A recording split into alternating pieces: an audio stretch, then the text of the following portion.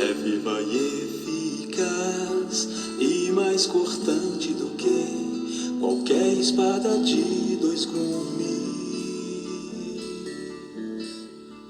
e penetra até a divisão de alma e espírito. 1 Coríntios 8, 5 e 6. Pois ainda que haja também alguns que se chamem deuses, quer no céu, quer na terra, como há muitos deuses e muitos senhores, todavia para nós há um só Deus, o Pai, de quem são todas as coisas e para quem nós vivemos, e um só Senhor, Jesus Cristo, pelo qual existem todas as coisas e por ele nós também. Estava considerando a experiência do povo de Deus, os judeus, sob o cativeiro medo-persa. Os acontecimentos relatados sobre os judeus no livro de Esther são: primeiro, os judeus se encontram cativos desde a deportação de Nabucodonosor, cativeiro babilônico. No período da história do livro de Esther, o domínio é do rei Xerxes, domínio medo-persa. Neste tempo, o rei Xerxes promove, num período de 180 dias, uma grande festividade para os dignitários do governo. Dentro desta festividade, designou-se 7 dias para que em Suzã, a capital do império, grandes e pequenos celebrassem com a realeza. Xerxes, dominado pelo vinho, ordena a rainha Vasti, anfitriã das mulheres naquela festividade, que se apresentasse diante do rei e seus dignitários. Ela recusou sujeitar-se à ordem do rei, não querendo pôr em risco a sua dignidade real. O rei ficou enfurecido e, seguindo o conselho de seus príncipes, destituiu Vasti da posição de rainha e ordenou que ela nunca mais entrasse em sua presença. Passado o efeito da bebedeira, qualquer coincidência é mera semelhança. Escolhe-se uma nova rainha, Esther. Segundo ponto. Terceiro ponto. O rei dá honras a Amã acima de todos os príncipes, colocando em seu dedo o anel do rei.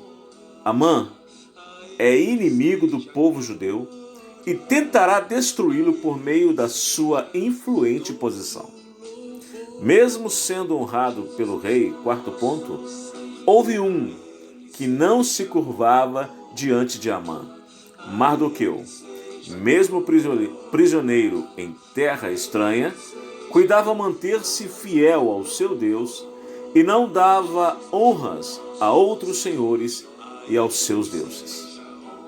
Esther, numa posição estratégica, quinto ponto, mesmo em risco de morte, deveria arriscar-se em favor do seu povo. No final do relato do livro de Esther, lemos que o povo judeu foi liberto de ser totalmente aniquilado por meio da tentativa de Amã em destruir totalmente o povo de Deus. Este dia foi considerado o dia do Purim, quando todos os anos após aquele fato, os judeus lembravam desta vitória que eles tiveram sobre os seus inimigos em terra estranha. Alguns detalhes importantes nesta história. Primeiro ponto. Deus é Pai e disciplina a todo o que recebe por filho, para que em seus filhos se produza um fruto de justiça. Mesmo em face da morte, ponto 2, o que Deus espera dos seus é fidelidade. Sê fiel até a morte e dar-te-ei a coroa da vida. A nossa libertação se encontra em uma pessoa. em Cristo Jesus, nosso Senhor e Redentor. Terceiro ponto. Quarto ponto.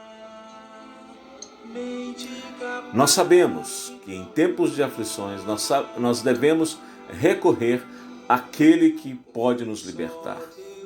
Elevo os meus olhos para os montes. De onde me virá o socorro? O meu socorro vem de Deus, que fez os céus e a terra. Quinto ponto. O nosso Deus é o soberano Rei e está no controle de todas as coisas. O céu governa, segundo o profeta Daniel.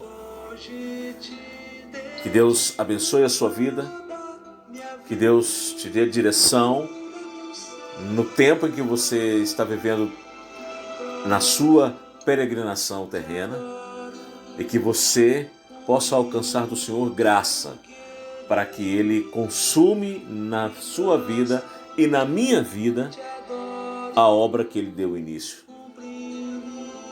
Que o Senhor te abençoe, graça e paz, em nome do Senhor Jesus. De mim mesmo sempre estarei.